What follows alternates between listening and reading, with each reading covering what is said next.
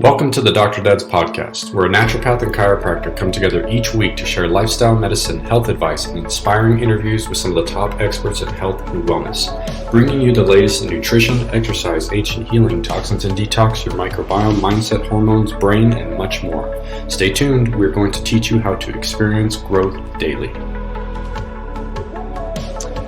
Hey everyone, welcome back to another episode of the Dr. Dad's podcast. I'm here with my brother from El Paso, Dr. David Wardy. How are you today, brother? I'm fantastic, man. How are you? I'm doing good. We've got an important topic today, David. One that I'm surprised, actually. We haven't really talked in great length or great detail about it, but I guess we were just waiting for the right expert to come on. And so we're going to be talking about water, electrical fields, minerals, all sorts of important things that I think that is so basic yet so not talked about enough, and so profoundly important for our health. So what were some of your expectations or excitements about getting Robert Slovak on today?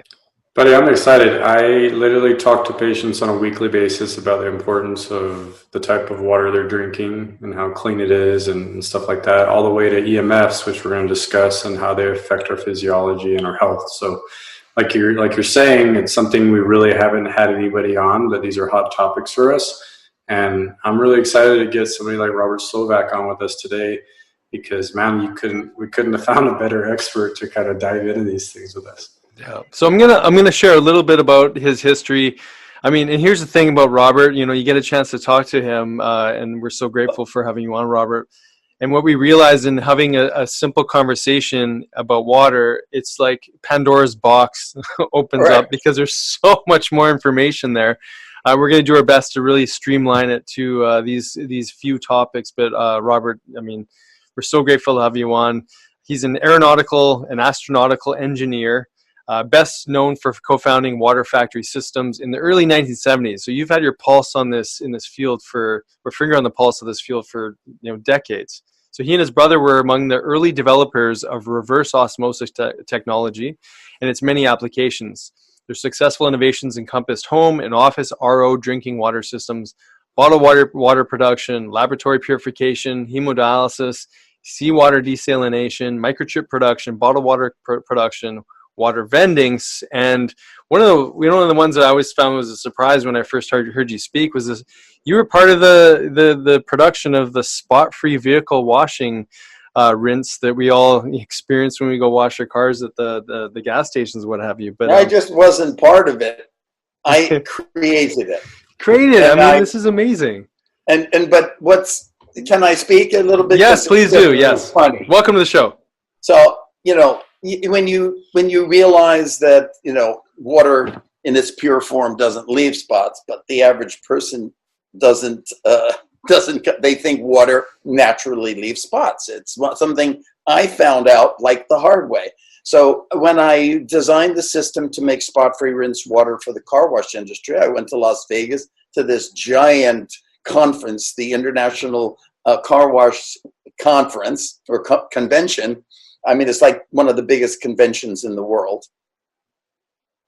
And I'm showing this. I can't tell you how many guys came by, and I really I was very down and going, they would pat me on the back and go, man, I don't know what you're drinking, dude, but you're taking the spots out of water. I mean, that's how they thought of it. And I'm going, holy mackerel, humanity really is pretty stupid. And so I gave a talk. I think there were 3 people who attended my talk. Okay. And those 3 people, they weren't, they were just very open-minded. And those people bought spot-free rinse systems from me. And those people, by the next year, those people in this very industry that's very connected, those people just were the innovators, and people knew them and they spoke. And the next year it was standing room only. How do I get spot-free rinse? Have you ever used it in your, have you ever gone to a self-serve car wash? Yep. Yeah. Oh, yeah. Amazing stuff. Your technology has been around for quite a while, right? I mean, it's amazing. So it's so simple. I mean, it's nothing, it was no great discovery. It was just, hey, here's a great application for RO. So Yeah. let's talk about that a little bit. I mean, what makes, let's talk about, drinking water, what makes the best quality water? Why is reverse osmosis more important than, say, your basic carbon filter? Why is this so important right now? Okay, I mean, there are, pure water starts being just free of contaminants. And there are, depending upon the area, depending upon the source, there's an incredibly wide variety of contaminants. Let's say 200 possible contaminants. The average municipal water supply probably has, and when we say contaminants, we're talking about contaminants that affect your health. And they're just called health-related contaminants. But there are other contaminants that are lifestyle contaminants, like water that's very hard water with so much calcium and magnesium, it leaves spots on your dishes, on your shower stall, and those are also addressed in municipal water. Some municipal waters have to actually soften. You've heard of a water softener. Have to soften the water just because people aren't going to put up with it. So that's another kind of contaminant called an aesthetic contaminant. So maybe there's 10 aesthetic contaminants, and that can include hardness, iron, manganese, hydrogen sulfide, etc. And then the other contaminants that continue to grow are obviously, heavy metals. That's one. And obviously synthetic organic chemicals that are like pesticides, volatile organic chemicals like gasoline. Now we are seeing new things, pharmaceuticals in the water. How the hell do they get in the water? Well, more and more as we run out of water, as populations get bigger, et cetera, we're having to recycle our water, right? So I don't have to tell you what people put down the drain. They're old antibiotics, their cough syrup, their hair coloring dyes, et cetera, and that gets in the water. And so there's just some part of it that remains in the water in the recycling of it. And because you just can't remove everything perfectly. Now, there's a big difference for us, and you guys will appreciate this. There are standards. What level of a contaminant is harmful and what level is safe? And this is a big deal that the industry of water treatment goes through. Because as you know, there's, let's say we take something, sodium. You need like 3,000 milligrams or 2,000 to 3,000 milligrams of sodium a day to survive. One. If you have too little sodium, you'll suffer. And if you have too much sodium, you may end up with hypertension. So every contaminant has like an acceptable level, and too little may hurt you and too much may hurt you. And this is a typical topic that I go over in my presentations. So the key is there anything that can remove every category of contaminant? VOCs, SOCs, heavy metals, the pesticides, the pharmaceuticals.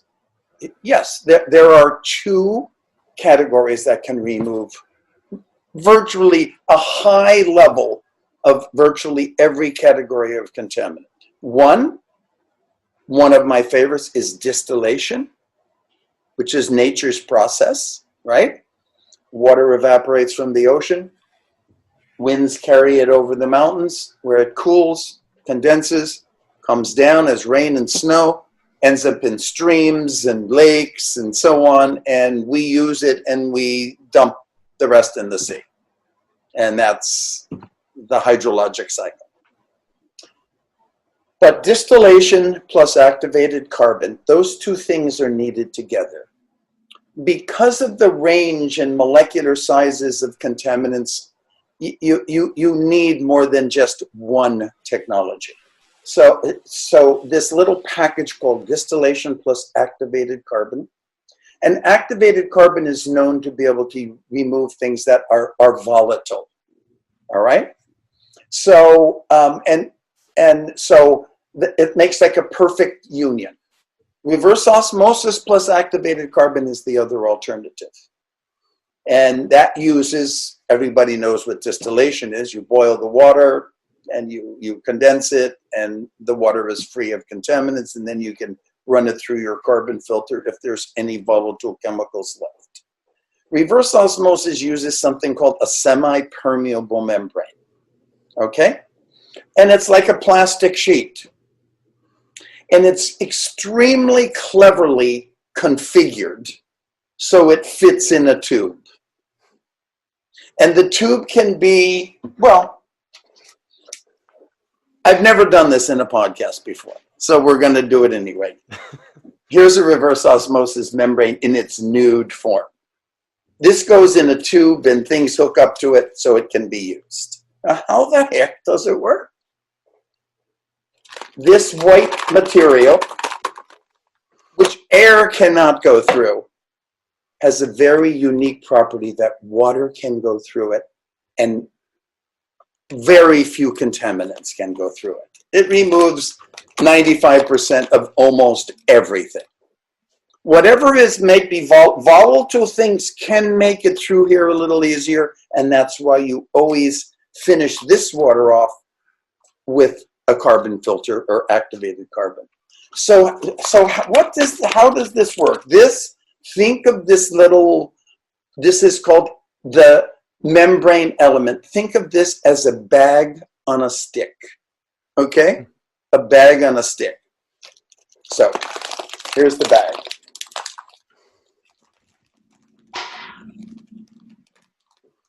Okay, and we can do anything to it. So this really is like a bag. It's just not clear, but think of this as a really long plastic bag. And the edges, this edge and the edge on top and the edge on the bottom are glued, so you form a bag. And the opening of that bag is this end, and it terminates in a tube. I call that the stick. So it's a bag on the stick.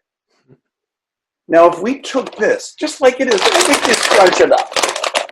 We crunch this up and just, you have to use your imagination. If we really put this in seawater, just like that, doesn't matter what configuration it has, and somehow we could magically pressurize that seawater, because pressure is what makes the reverse osmosis process go.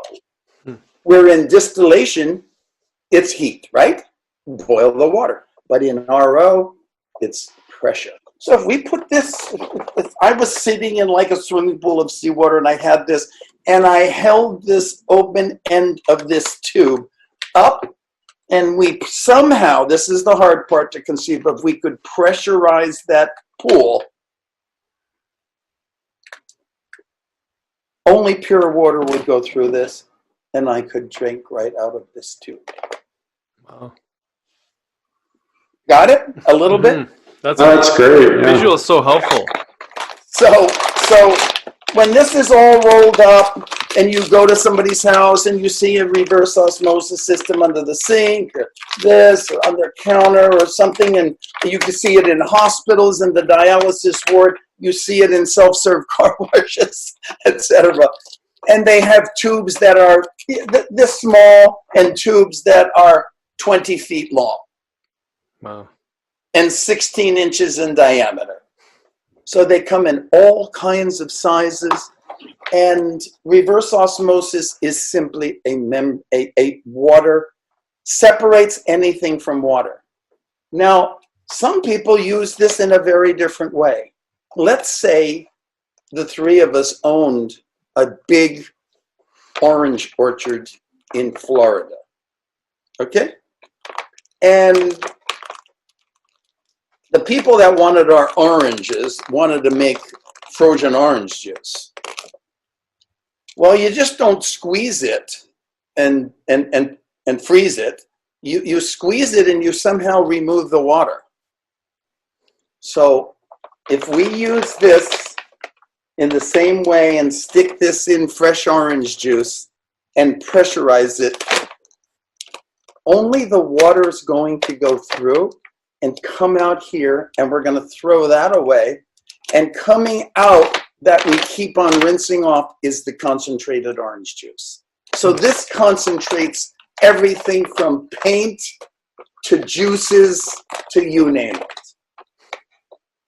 Anyway, Wow. Interesting. it's good to see that once in your life.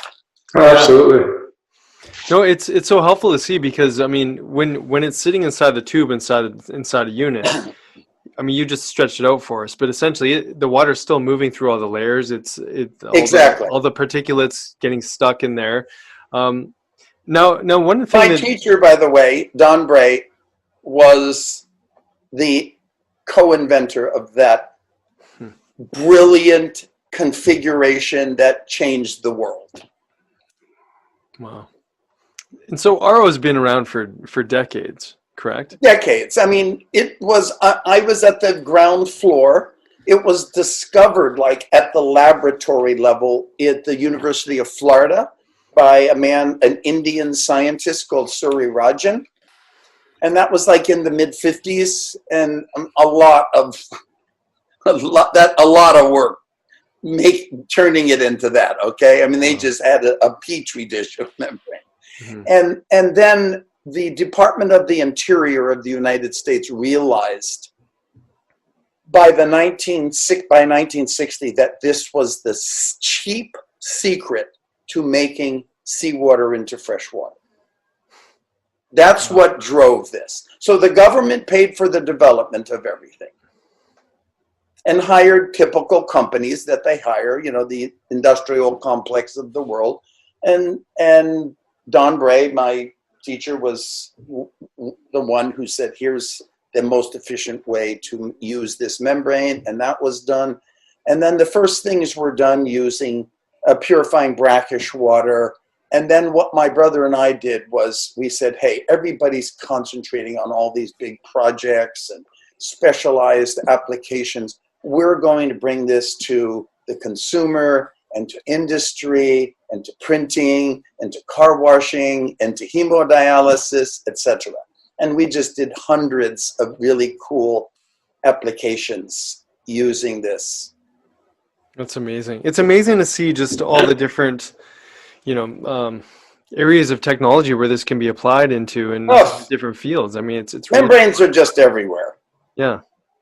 So with this technology, you guys have found a way to get this into people's homes in a more affordable way. There's a ton of different reverse osmosis systems, and I think bringing attention to the challenge with some of those built-in units and what happens with these bigger bladders and whatnot. I think that's an important conversation for people to understand. That yes, I think it's one of the most important things we can address. So. Probably should have. I probably should have brought a picture, but I think maybe people have seen what are called.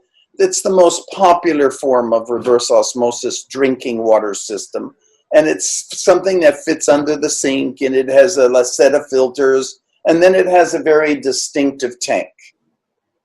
And if people ever look under somebody's sink and there's a blue, black, or white tank, that's a reverse osmosis system. And my brother and I perfected that system in the early 1970s. Okay? And we really became very well known for it. And one of the reasons is we quickly went out into the United States and taught everyone who wanted to learn this technology. We gave classes in almost all the key states, et cetera, et cetera. So we became known, and then we ended up selling our company in 1990 to a very big entity. Okay. So I then discovered, after we retired relatively early, or the typical time, because of that discovery and all that stuff we'd made. And we went out into the world to kind of philanthropically teach countries and people who didn't have the benefit of American technology and teaching sessions, etc. I ended up in Brazil. And Brazil was this country, this is now like 1995. Brazil was this country that had amazing mineral and natural resources, among the best in the world. But they didn't have, to develop all these things, you need water technology. That's the essence of harvesting one's mineral and other natural resources. And so I brought these modern technologies to Brazil, etc. And that's where, and hopefully we'll get to it, that's where I discovered, and I'm not sure if you know this, where I discovered Canton marine plast. And so that experience of bringing it to the world, we brought it to, we taught in Israel, and Israel now has the largest reverse osmosis system in the world. Okay, that makes all the water for Israel. We went to Saudi Arabia, where they have like the second largest in Jeddah. They have the second largest reverse osmosis system to make it because they don't have any fresh water. And I fondly recall being arrested the first night I was in Saudi Arabia because I was inadvertently taking a picture of what I thought was a fountain, but in that picture was the castle of the sheikh. And you can't take a picture of that. So I'll never forget that one. You won't do that again. I won't do that again. So this process really developed. And here's one of the things that really happened that's not so good in the industry. That membrane I showed you, exactly that size. When my brother and I were doing all this development in the 70s, that membrane in 24 hours made only 5 gallons. Okay? So hold on to that idea. It made 5 gallons. So when people use this reverse osmosis system that was installed under their sink, it wasn't unusual to run out of water. And I knew that was a good thing because you're always renewing. You're always renewing. I'm a big renewal person in nature, okay? But here's what happened. By the time 2000 hit, I was very contrary to the industry because I realized that membranes now, at that time, they didn't make 5 gallons a day. They made 50 to 75 gallons. And in fact, that membrane you saw makes 50 gallons per day. So what happens, what household uses 50 gallons per day? None. And that storage tank stays full indefinitely.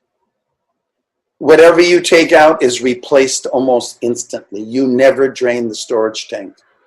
And I told the industry, this tank is becoming a microbial incubator. Now we're in the world of the microbiome, 2000, right? That's like, holy mackerel, there's something that has more cells than the cells in your body, and it does this, and it makes hormones, and it runs the show, okay? And I'm going, okay, I'm asked to speak at an autism convention in 2000, like maybe 5. And I'm thinking, oh my God, there's no way children with autism can have this water. And the bacterial counts in this water, depending upon the habits of the household, can be enormous. I mean, in the hundreds of thousands per milliliter. Okay, you know what a milliliter is, right? I mean, it's 1 cc, you know? I told the first group of women in the first autism conference, that if there's, and they're seeing me, on the billboard, Mr. Robert Slovak, inventor of reverse osmosis, and so on and so on. And most of them are having reverse osmosis, and they're looking for total, like, he's going to tell us we have the right thing already. And I start out in saying, if there's one thing that you remember from my talk today, is that you must remember that you cannot give water from your under sink RO system to your child with autism. And that is what changed the whole perception of water and health, etc. Because the entire population thought that was the best that you can get. And it wasn't. It was almost the worst that you could get. It would have been better to drink the tap water. Yeah, that's such a powerful comment, because I mean, when I asked my parents, and they've got a reverse osmosis system sitting underneath the sink, they get their filters replaced once a year, but it's not even about that. It's about the fact that you're not replenishing the water. And correct. So one thing so what did I end up? I mean, it was I'm looking at 150 women who are already not having very happy lives dealing with autism, especially at the beginning before people even knew what to do or what it was. And I gave them, I said, listen, look, I'm going to help you get through this. You don't have to go home and throw this away. And I told them, one, if you have a child with autism and he has gut problems, microbiome issues, etc., you have to drain that tank every day. At the end of the day, when you're done using it, you have to drain the tank and start with the fresh water in the morning. And then I said, if your child is really sick, I went this far. I said, you have to sterilize their water with this little device. I don't know if you've seen it before. It's common. You can buy it at any camping store. It's a little ultraviolet sterilizer. I said, his water, you have to do this. Okay? So that got me through, the years of saving as many people who would never have known this, and never have known that this simple, convenient device under their sink was keeping their child's microbiome so contaminated. Okay? So I say that to your parents. Now, if anyone is like immunocompromised or something, then you have to go to an extreme. But if they're just in decent health and so on, they should drain their tank at least every other day. Okay, just drain it. Find uses for it. I even wrote a paper, and I think I'll send it to both of you, on the many, many uses of RO water. Okay? And it's just great. I mean, it's great to use it to reconstitute juice, your orange juice. It's great to put it, my favorite thing is, it's kind of a version of spot-free rinse. I use it to put it in the windshield washer of my car because it doesn't leave streaks on the windows. That's amazing. Okay? So many uses. Yes. I mean, it's 3 pages of all these cool things. Wow. And, and one of the great things that I do for women, it's, because hardness in the water and so on, and women buy all kinds of conditioners and things. And I say, you want to have the most beautiful hair going? Just bring in a little plastic thing of a small amount of RO water and put that on your hair as the last rinse, and you're going to be delighted. And It's fantastic. That's amazing. So anyway, this is such important information, and I think that what people need to realize is that most of us probably will go our whole lives unless they're using this technology without actually drinking clean water. And it's so important that we take advantage of this, because we're mostly water. Now as you're stripping all these chemicals, the VOCs, all that stuff out of the water, we've got clear water without any mineral deposits, some of the essential things that we need in our water. So can you talk about this next piece of what do we do with our clean water now? How do we structure? Well, you're right on. I mean, you're so right on, but let me start by telling you, if we just took and looked at all the water supplies in the United States, and we can pick out the favorite spring in Montana that's pristine, et cetera, the composition of those in just natural minerals and trace elements is pretty dismal. Okay? If they're from higher altitudes, typically thought of as pristine, it's almost distilled water. And many people think just the opposite about it. Oh man, I'm getting all these great minerals. But water from high altitudes, it hasn't spent enough time in the ground. It takes months, years to collect and dissolve the minerals.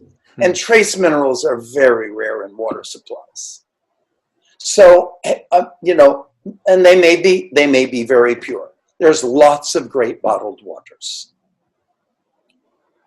But there's lots of great bottled waters, and there's lots of municipal waters, of course, but none of them really offer what is needed for the benefit of water delivering minerals and trace elements. Its greatest sub-gift beyond the water molecules themselves. Okay? Now, there is, the war between like distillers and reverse osmosis and carbon filters. So carbon filters industry has, it's an industry. You have to compete. So their selling point was carbon filters don't remove the healthful minerals of reverse osmosis and distillation. And you know what? They're not worth it anyway. All right? I mean, a glass, I used to tell my audiences, even because nobody drinks milk anymore, I said, listen, a glass, an 8-ounce glass of milk contains more minerals than a bathtub full of water, okay? It's just not worth it. Don't think of water as your mineral source. Think of water as a way to deliver the minerals that you want to put in your body. So I favor, let me see how far we'll go back on this. I think we have to give your audience the benefit of understanding something about how life evolved, okay? This is kind of the story that I tell. And not everybody even believes in evolution, and it's all okay. Everybody's thoughts are okay. But the science story goes that the Earth formed about 5 billion years ago due to gravitational attraction of dust and asteroids and all that stuff. And I'll go quickly through that.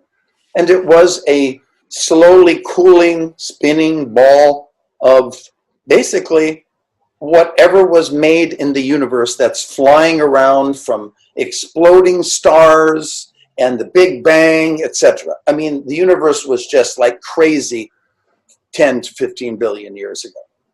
But our solar system started to form, the Earth started to form, and the Earth collected virtually everything that God made the universe out of, which we'll call the elements and trace elements, the periodic table of the elements.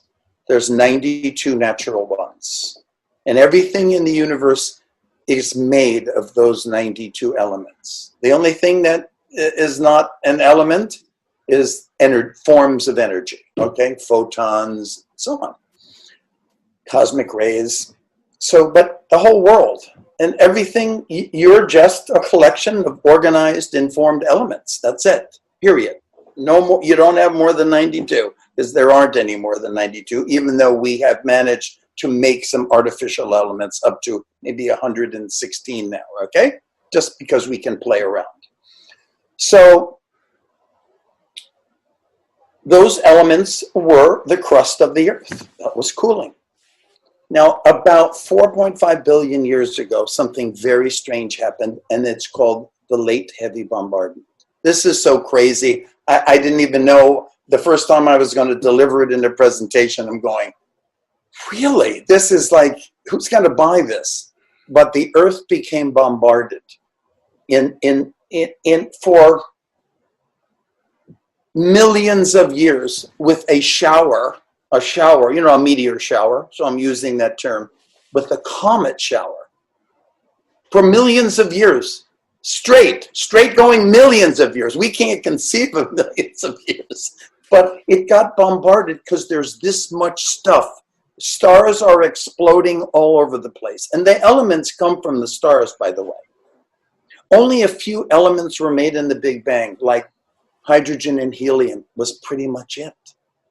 I don't know if you know that of the whole mass of the visible universe, 74% is hydrogen and 24% is helium. Okay? The whole thing.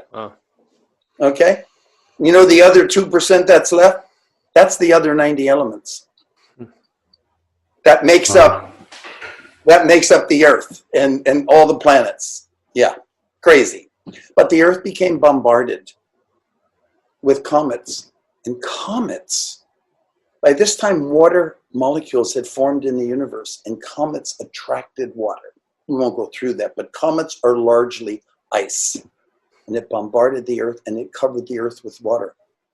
By 4.2 million years ago, the Earth was covered with water. What happens? And the water was pure water. The water starts dissolving the crust of the Earth, the cooling Earth. And the crust is the 92 elements. And then when you dissolve 92 elements, well, some are gases, and I'm like fibbing a little bit, but it's just easier on your guess. Not all the elements, so some are gases, so it's not as simple as I'm saying, but the 92 elements dissolve in the water and you create the ocean. And that became the host for the formation of life. And it just made so much sense to me. This was a revelation to me of revelations that, man, if you were going to take just a purely physical exploding universe and you wanted to introduce a concept so radical called life, you would probably give it everything you had, and it got it. And everything you had was the elements of the periodic table, dissolved in water. I mean, that's the magic combination of life. It's like perfect. So life just, whatever, all the things came together, and there were so many fractal forces and quantum level things going on. But, you know, an organism evolved, and the organism turned into multiple organisms, and that life that started was only in the ocean. And the ocean, it was in the ocean for 2 billion years before leaving. So all life forms, all plants, animals, they're called 5 kingdoms of life. Okay, that's the separate kingdoms of like plant, animal, fungus, blah, blah, blah. Those 5 kingdoms all evolved in the ocean for 2 billion years. And I teach doctors, I said, listen to this. Never forget this. You can forget everything else I've told you. Nothing determined the design, the structure, and the function of all life forms more than the ocean. It was the determining factor of everything that in the expression of life. And then to about 400 to 500 million years ago, life decided to leave the ocean. Not all life, but, you know, it started to be adventurous and seek, hey, I wonder what it's like to live when we get out of this stuff. And nobody really knows what happened. But some life, we do know that some life left and said, oh, don't dig this. And the ocean is so perfect an environment because everything's taken care of. You guys who really know your physiology, you know that your body has to be a regulatory masterpiece, right? You have to be the temperature, the light, etc. But once when you're living in the ocean, it's like most of it's taken care of. You're in the same temperature, the light is controlled, the food just comes into your mouth. So life was taking a great adventure leaving. And the one thing to remember is that the ocean is an aqueous solution of the entire periodic table. That is so critical. And life has been used to the periodic table, having access to it's all of its cells of every life form is used to having access to the periodic table. And that was the departure. That's what is messing up modern man's survival, or one of the things. And that is we do not have the periodic table in our diet. So that is what inspired me to learn more. Well, how do you get the periodic table? And one of the guys your audience should listen to is, do you know who Professor August Dunning is? Only because you brought it up in another podcast. Okay, but you must. I mean, it's a great thing. He has YouTubes and he has some brilliant PowerPoint, and he's an astrophysicist at Caltech. I mean, a brainiac beyond brainiac, designer of the International Space Station, and he had an epiphany similar to mine. He goes, "Oh my God, the periodic table!" And so, but he went one step further. He just goes, "Wait, where do we get that from? We were born in the ocean. All our whole design was based upon it. All our cells really need it. Mm-hmm. Where are we getting it? Well, I don't think we are." So he just plotted the loss from 1900 just in food. That's well-known agricultural data. The loss of the periodic table versus the rise in chronic disease. His chart is beautiful. And he goes, "This is it." And so he actually said, I am going to restore sensibility to modern agriculture. We have ruined it. We have mechanized it. We have polluted it. We grow fake fertilizers. We put pesticides and herbicides on it. We have messed it up. The food doesn't even have any value, really. So even organic food, you have to have biodynamic food to start thinking about where you're getting all the elements from.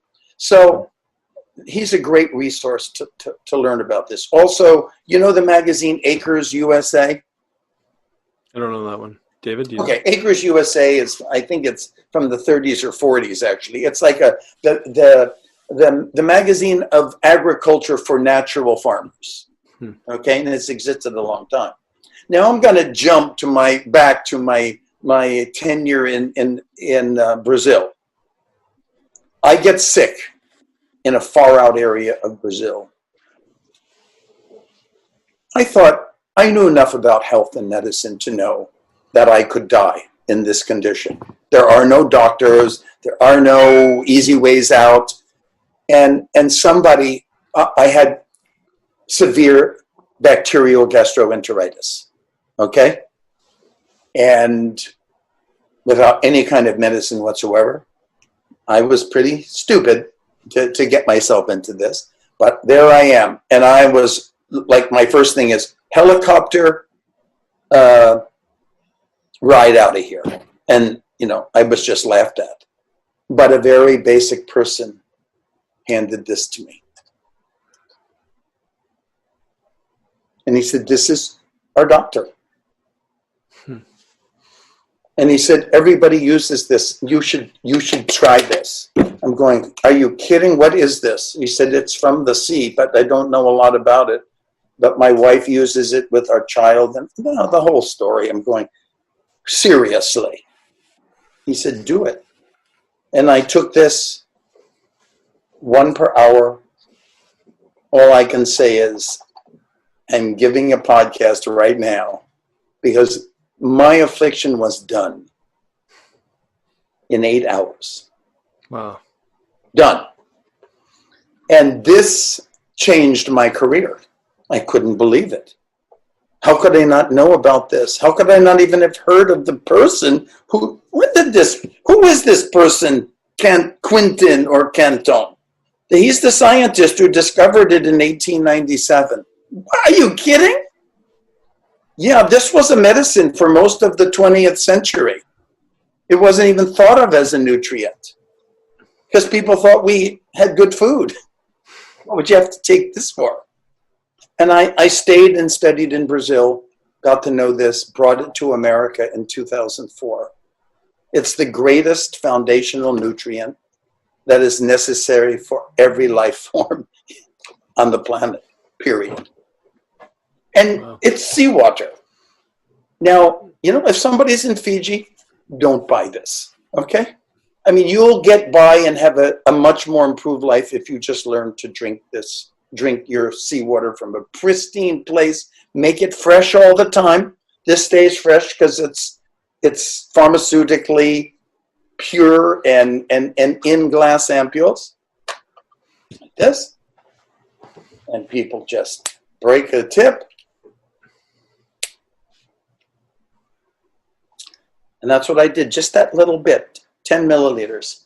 So this is such an important addition that still everybody doesn't know it. It's amazing.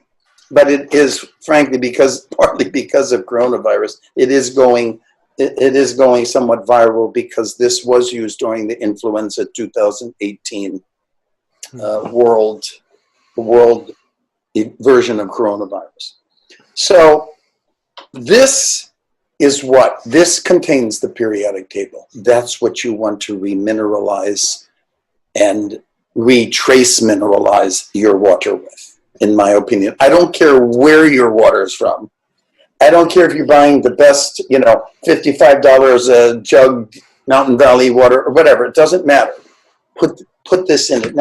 Now this one is the medicine. This one is called isotonic.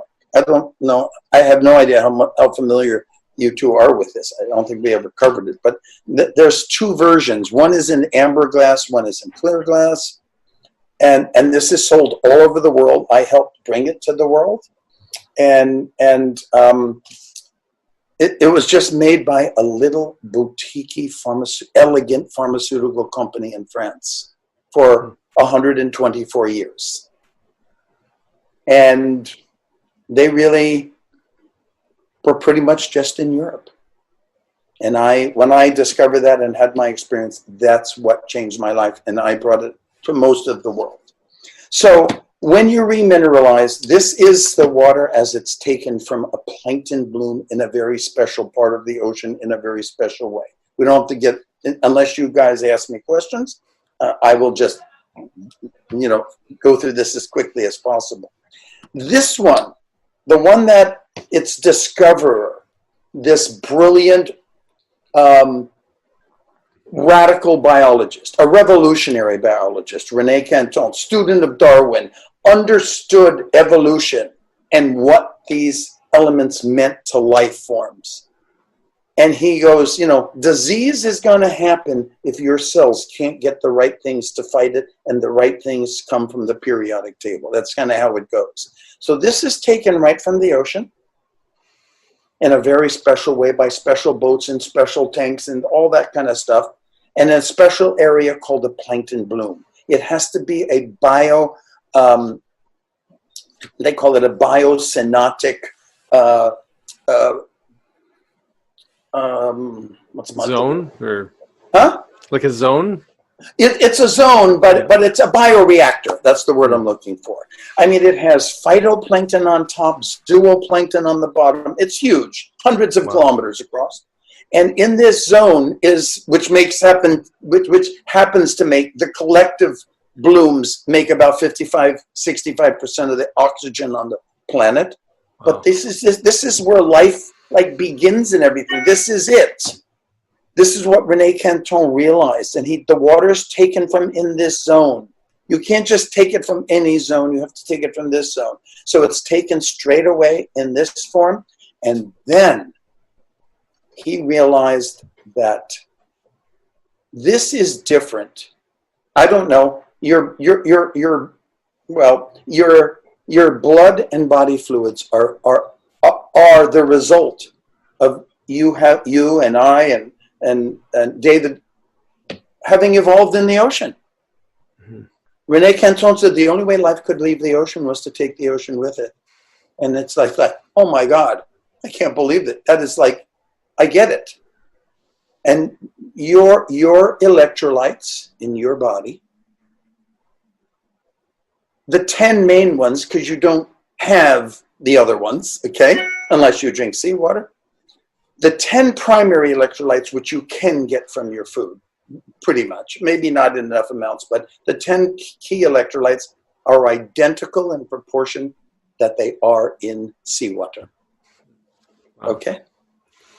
And that's how nature designed us. You spent 2 billion years in the ocean. Well, you're going to capture that, and you're going to build your regulatory physiology on that. And so Rene Canton said, but it didn't use the strength of the raw ocean. It has something which we call hypertonic in its concentration. Your blood is really same proportions of all the elements. It's just diluted. Right. About 3 times. And so this is what's running through your blood. And Rene Canton in 2004 said, I've got to prove this. I've got to prove this. And he took this famous treatise, L'eau de mer, milieu organique, which means the water of the ocean is the same as the fluid in your body. This, he transfused 6 dogs, classic books written on it, with this water. He removed the blood of 6 dogs, the whole blood, and he transfused them with just this. No red blood cells, nothing. He transfused them with this, and they survived and they thrived. Did they go through hemolytic shock? Did they have a bad day? They did. But he proved his point. This is the stuff on which life thrives. Wow, and amazing. Then this became, for that century, this was now 1904, for that century, for the 20th century, this was a medicine in the pharmacopoeia of Europe. And the physician's desk reference there. So that's the story of this stuff. It's one of the most important discoveries you can make in health. It's simple, it's cheap. That's it. And you can mineralize your water with it because there's nothing else that's close. When you have water purifiers, one of the scams, it's not a scam because people do a lot of things that just are stupid. For instance, I can't tell you that, like a colleague of mine said, oh, I bought an RO system and I don't have to use this anymore because it mineralizes the water. It's got these 2 cartridges. You just change them every year. I'm going, do you know what those cartridges are? What? When you think of minerals, do you think it has 78 minerals in it? I don't know what it has, he said. And I'm going, what it has, I know, it has calcite, so it has calcium in it, and it has something called magnesium oxide, that's magnesium. So what you've put in there is a insignificant amount of fairly insoluble minerals called calcium carbonate and magnesium oxide. And so you don't need any more calcium. You're already overcalcified. And the magnesium you always can use, but it's not enough magnesium to do a hoot. But you were sold, and this is how the public is so susceptible. Oh, I've remineralized, but nobody knows remineralized with what minerals? Just 2? That are relatively, one I don't need, not everybody, but one I don't need, and one is very readily available. So, but this one offers the trace elements. That's the rare part. That's what you can't get. So that's why trace elements are just, the loss of trace elements and the absence are just not recognized enough. So anyway, that's that. And you can do things like, this is an aerosolize it? Is that what you're doing? Yeah, it's an aerosol. Nebulizing is very important for respiratory conditions. Absolutely. It's extremely good for the conditions you know that I'm referring to. Okay. That's amazing. David, you must have some questions, buddy. I know you. This is used in Europe at a respiratory clinic called the Prost Clinic to treat every respiratory disease from COPD to pneumonia. Oh, wow. David, questions? No, I'm just blown away, Robert, with how well you drew that lens in and then really just like pulled it right back out to show the bigger picture of Cool. A massive reason why I think we're having the chronic health problems that you're talking to. This is the key. Pure water, doing it right, and having it remineralized is so foundational. And it's been my quest to teach doctors this for the last 16 years. And it's so right in front of our face, right? It's so simple, yet everybody seems to just that's kind of it. You know, it's easy to overlook it. It's like, because there's so many other exciting things like structured water, alkaline water, all these forms that have enticed us into giving up our wallet. Mm-hmm. Well, and I think it's kind of comical that you say that, because that's the one thing I kind of tell everybody, because I'll always get this like gimmick question of, hey, what do you think about this machine that does this with water? Or what do you think about this? And I'm like, the first thing you need to just make sure is like, are you getting clean water, and are you getting enough of your minerals? Correct. That's it. I was like, if those things aren't there yet, don't worry about like structuring it or doing, hydrogen water or any of that other stuff. Like, how clean is your water, and are you getting all the things that you need from it? And when somebody asks me, hey, what do I need for my home? There's two things I approach. And this is real practical stuff for your audience. You know what question I get from the smartest people in the world? Robert, what water purifier can I have for my whole house? Okay, I want to do a whole house thing. I'm going, okay, well, first of all, no whole house thing can do it good enough for your drinking water. But it has a value, and I'm going to tell you what it is. But you just asked me what one to buy. This is like me walking into your office and saying, Dr. David, can you write me a prescription for what I need? And I'm going, I have no idea what water supply you're on. I have to look it up. I have to see the analysis. And I will ask you questions like, do you have any do you have any girls in your family of childbearing age? Well, what are you asking me that for? I said, because no one will ask you that, but it's one of the most critical questions, because municipal water contains something. It's one of its most prevalent and harmful contaminants called trihalomethanes. Okay? Trihalomethanes are formed when chlorine in water, which every water has chlorine, reacts with just natural organic matter.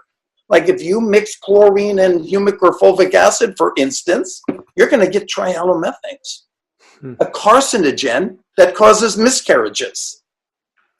And I'm going, now do you understand why I want to ask if you have daughters of childbearing age?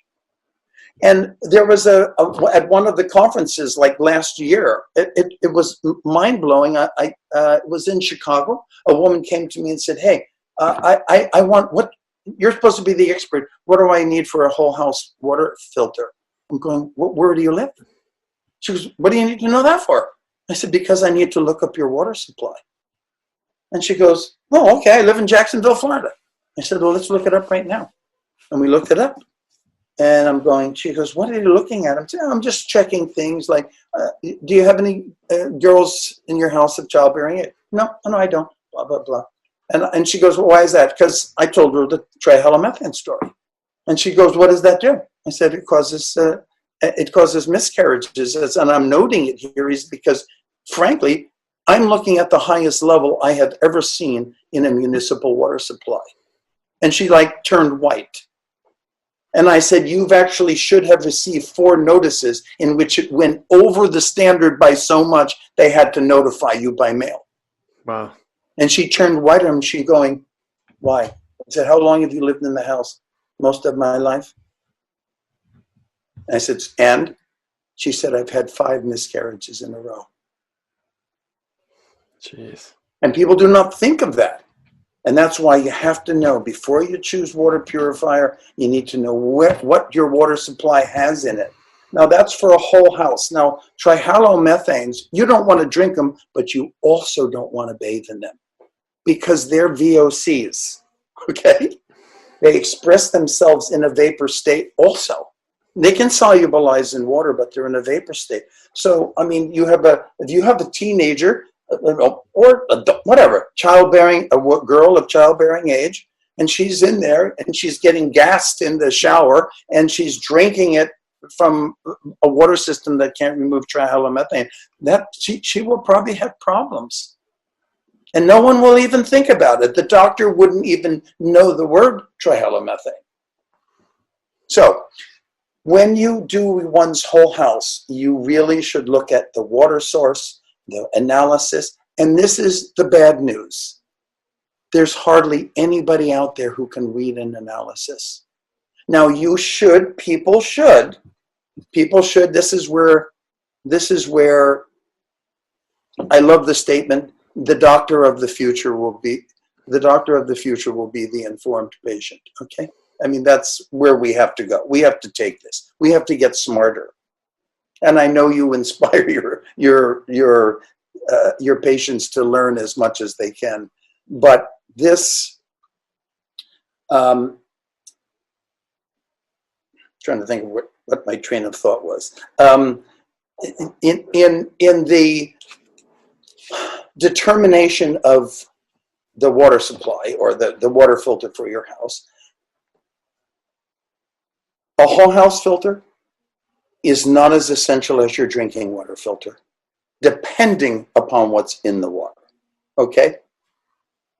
The whole house filter isn't going to get out that whole list of 100 plus contaminants. It's going to get out the ones that you must have out. You need to get out chlorine, chloramines, trihalomethanes. And if you want your skin and hair and no spots on your shower glass, then you can get a water softener. The water softener is just neutral. It's neither good nor bad. And then for drinking water, you would have something separate. You'd have distillation plus activated carbon or reverse osmosis plus activated carbon. I think you guys know that I ultimately discovered something that I did not design, and that was a countertop reverse osmosis system called AquaTrue. And it's, even though I supported in its refinement, this is an inexpensive and the best of the field of water purifiers. Okay, it sells for $400 plus or minus, and I just can't think of any. No bacteria problem, easy to clean. The only thing is it fits on the counter, and I try to steer health-minded people away from an under-sink RO system. And if they are committed to it, I'm saying, look, just drain it very regularly. At the end of the day or at the end of every 2 days, just get rid of the water. So you're always making fresh water. That's my... Yeah, I love that option. I mean, we just got one for our home, and we just got one for a clinic, and I love, to be honest, it's been really enjoyable. The kids are drinking way more water now too, and it's easy to just dispense it, and it's a nice solution because a lot of units, like David was mentioning before, like ridiculously expensive, and people are doing all this research and find the best alkaline water and the pH balance and all this stuff that we're sold to. I mean, it's just crazy what we've bought into, and the simplicity and the inexpensive nature of having this unit more accessible to more people. I mean, we've been loving it. So what's the I mean, are there any questions that your patients ask you, or your kind of celebrities now, I mean, do they write in questions to you? Well, I think pH is an important one because, everyone's like, oh, you're sick, you must be acid, you must be too much acid in the body. Yeah. Let's talk about pH a little bit. Okay.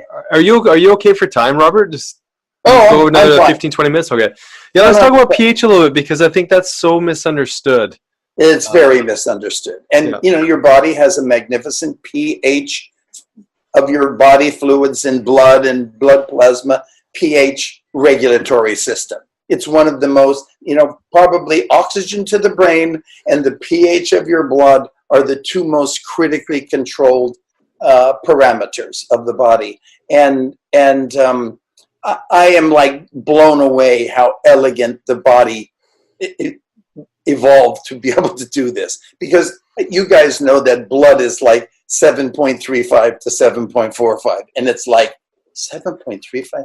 I mean, you'd have a hard time doing that in the laboratory, you know?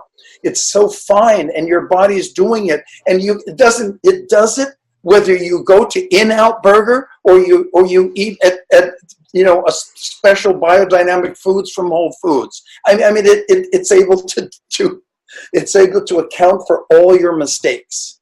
But if your body fails, and some people's body fails to meet that 7.35 to 7.45 pH, you're either in the ambulance or you're not breathing anymore, okay? That's how critical it is. But, so people have been led to believe that 7.35 is alkaline, not strongly alkaline, very just slightly alkaline, because 7 is neutral, and 7.35 to 7.45.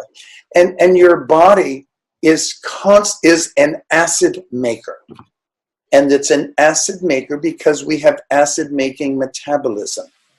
And people who eat more protein, you make more acid. And people who eat more greens and vegan diet, you make less acid. But the body deals with it in a very complex way. You get rid of much of the acid by simply exhaling CO2. Okay? And CO2, people are like, well, how does it do that? CO2, if you put CO2 in water, it forms carbonic acid. And that's what's really kind of in your body. And so as you exhale, you get rid of the CO2, and the carbonic acid goes away in your fluids. The rest of the acids are handled by alkalizing minerals, the elements of the periodic table that neutralize acids, and your body manages those from your food. I don't know if either of you have ever heard of PROL. I tried to get in the acronym PROL. It stands for potential renal acid load. Okay? Potential renal acid load. You really should look into this because it's very cool. I would say in all of my 15 years, not one single doctor has heard of PROL, but it is what any clinical nutritionist would use to explore balancing a diet for a particular purpose. PROL is a chart, so to speak, a science that rates the acid producing capability and alkalizing capability of any food from butter to Budweiser, all right? That some of the charts are very extensive and some are just diddly. And you should look them up and find a great chart, PROL. So in PROL, a food is rated like if it's positively rated, and it can be from like, let's say 1 to 15, it's high, it's acid making. And if it's negative, it's alkalizing, okay? And ideally, those things have to be balanced, or your body's going to be stressed and challenged at maintaining your pH. And it's that stress. It's not that it fails to maintain the pH, but your body is going through all these compromising things to maintain it because you don't have the foods and the dietary habits to let your food do it. And that stress, so to speak, it's very complex on other systems that can lead to a cancerous condition or some other chronic disease. That's how it works. That's why people say, oh, if you're acid too much, it's not that you ever get acid, it's that your body's striving to get rid of the acid. It always works, or you're going to be dead, but it's striving and it's stressed to do it.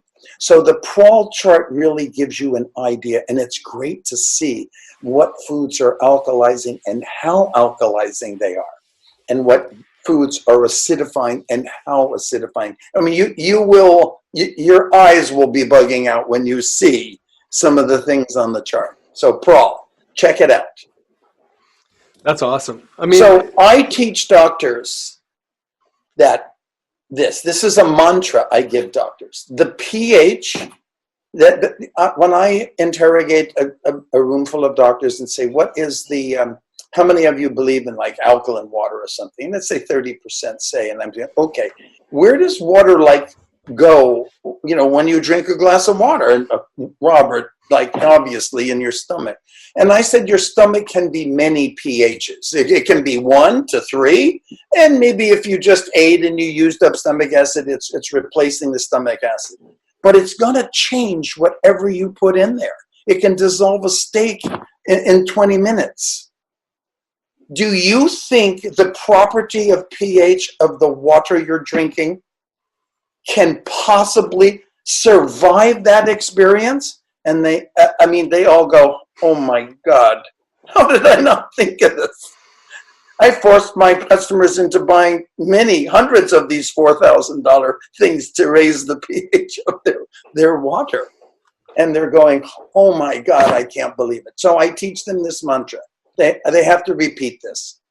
The pH of anything you eat or drink is irrelevant in human physiology. You're simply going to change the pH. Now, the pH, here's what's wrong with pH. pH doesn't indicate its buffering capacity. That is an important thing. pH isn't, but the buffering capacity is. Here's a great example. I asked them, what are some of the great things that will help alkalize the body? You know, an oncologist, a natural oncologist might tell me baking soda. Right on. That'll help. In many ways, it will help the body neutralize metabolic acids, et cetera, et cetera. And I said, and do you know what the pH of baking soda is? Well, you know, it reaches like an end point of like 8.4. Great, it's not a lot, but the pH isn't important. It's its buffering capacity. How much, the pH doesn't tell you how much acid it can neutralize. Okay?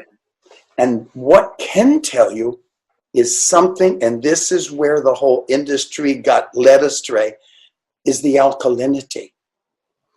They confused the word alkaline with alkalinity. Alkalinity is the buffering. Alkaline is just the degree. It's the same. I use this example, and maybe you've heard it before in one of my other talks. Sometimes I use it.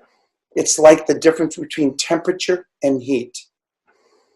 I can have 451 degrees Fahrenheit, the temperature at which paper and wood burn, but I can have a matchstick or I can have a fireplace. They both are burning at the same temperature. That's the pH.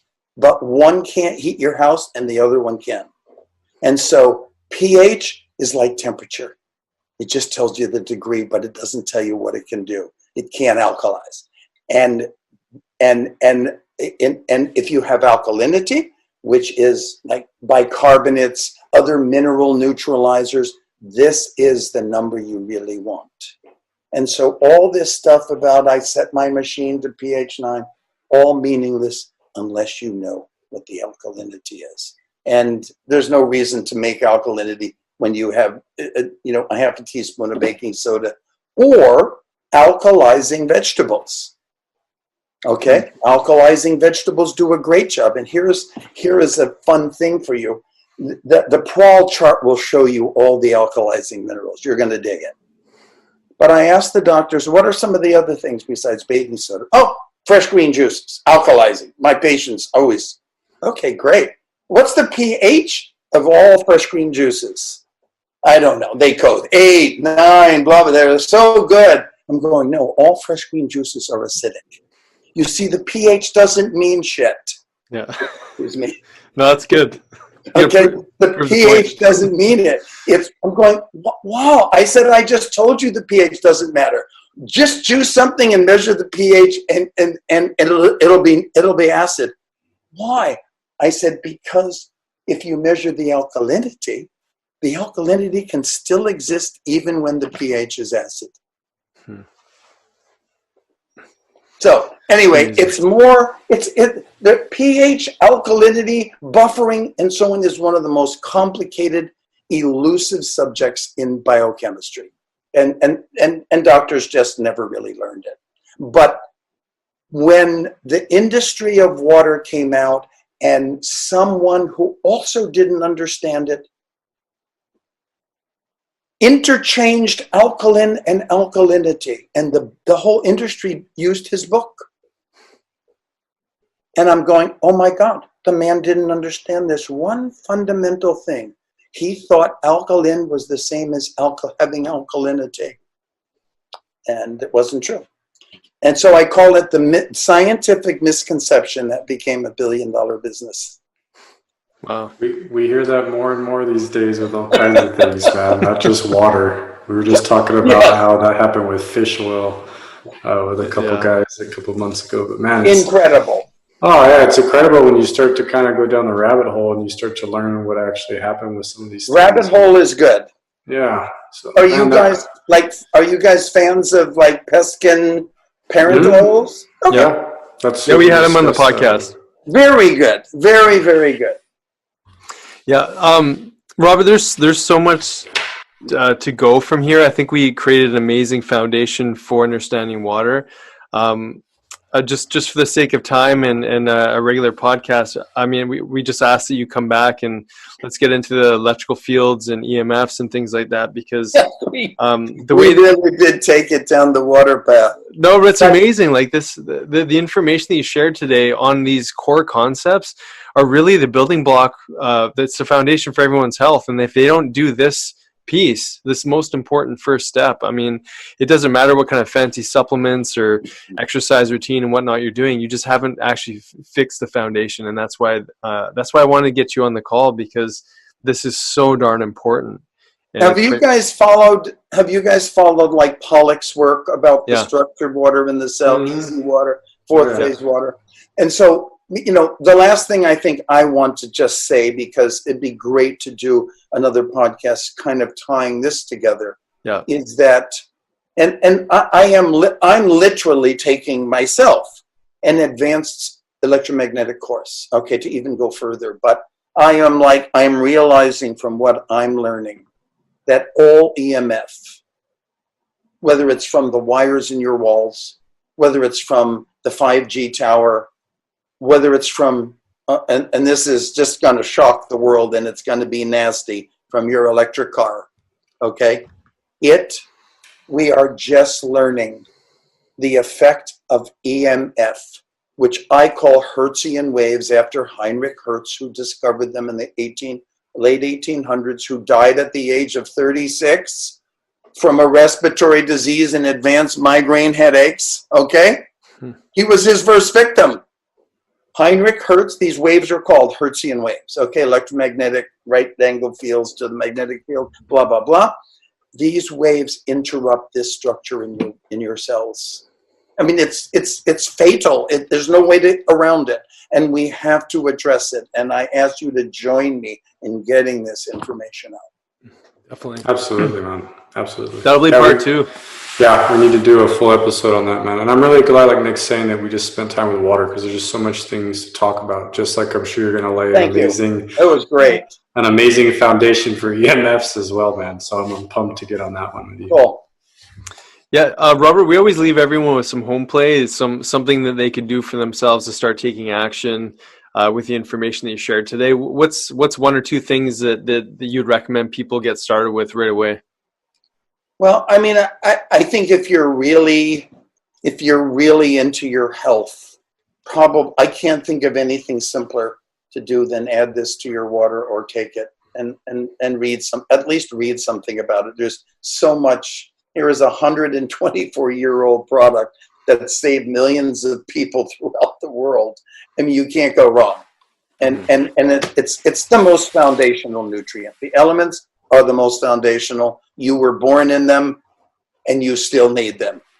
Yeah. And so then where can people take seriously. Really go slow about choosing a water purifier. Okay, and I'm the whistleblower type of guy, and I'm not ready to come out with it, but probably one of the most famous, revered, homespun water purifiers is the Berkey. You've heard of it, right? Mm-hmm. everybody in America knows the Berkey. I've just found some things in their testing, and I hope I'm wrong. But I think I uncovered a very uncomfortable piece of information about the Berkey. And I, perhaps the next time I talk with you guys, I'll be able to update you. Awesome. That'd be great. So where can people access the Kenton? I don't know if I'm saying that right. Is it Kenton? You say it so well. It kind of doesn't matter. Yeah. English people say Quinton, but the real thing is the French pronunciation is Canton. Okay, Canton. You kind of don't. Sounds so much cooler when you say it like that. Okay, so I represent 3 companies. I mean, I'm associated with 3 companies. I'm associated with waterandwellness.com. Okay, and we have Quinton, and we have water purifiers, and we have alkalizing solutions. And one of the things maybe we'll talk about is this little, it's been very successful, this little hydrogen tablet. Yeah. Okay. I love hydrogen. I'm the co-creator of the tablet 10 years ago. Okay. Wow. And it was more than I thought that I thought it was doing. And so everyone should go on. In fact, I think I'll send it to you guys. Can people, your audience, download things from you? Yeah, we'll put it on our show notes. I'm going to put you on something called 7 Water Solutions. I'll send it to you. You determine. 7 Water Solutions is like a 55-page digital booklet that explains the products and the science that goes with them. Oh, amazing. Tell me what you think of it too. That'd be great. And I'm also associated with something, maybe we'll get to it, maybe not, and that's Lightwater Scientific. That website's drinklightwater.com, and that is the very esoteric deuterium depleted water. Okay, perhaps the greatest metabolic mitochondrial discovery of our time. Okay, and it's really, right now, it's mostly the biohackers are focusing on what this does, but this is the one thing that can actually prolong mitochondrial life beyond what anything else can do. And then I think you guys know I'm also associated with and part owner of Quicksilver Scientific. Right.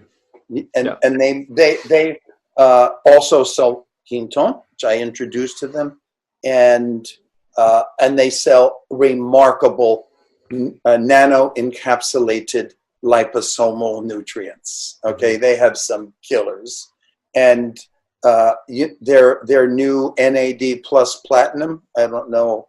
You guys know. I haven't seen that one yet. I mean, we do a lot of NAD IVs and whatnot in our clinic, but fantastic. Yeah. But you should try. You should maybe, if liposomals can put a lot of nutrients in the bloodstream at higher levels than even an IV. It's interesting. They have to do it perfectly, but it's possible. Anyway, I've seen some of that info. It's fascinating. And so that was Water and Wellness. That was the Quicksilver. And what was the third one again? Drinklightwater.com. Drinklightwater.com. Okay, awesome. So we'll add all that stuff to the show notes. One thing you could do is, if people go on drinklightwater.com, they can download a kind of, they can download this. This is the story. Here's a good place to start. You don't have to spend any money. Oh, there it is. Yeah. The brief history of deuterium depletion. It's kind of mind-blowing. Cool. That's great. Robert, thank you so much. I mean, thank you guys. I feel like we scratched the surface of so much. And it's amazing just to think of like what else, we can share with our audience. And so we're super grateful for you. Super. Thank you. And if somebody sends in some challenging questions, I'll be very happy to answer them. Awesome. Thank you, Robert. Appreciate you. Thank you, gentlemen. True pleasure. Thank you. Thanks for listening. If you enjoyed today's podcast, please be sure to subscribe to the Dr. Dads and share with your family and friends. You can also follow and interact with Dr. Nick and Dr. David on Facebook and Instagram for a daily dose of inspiration and the latest in health and wellness. Be well.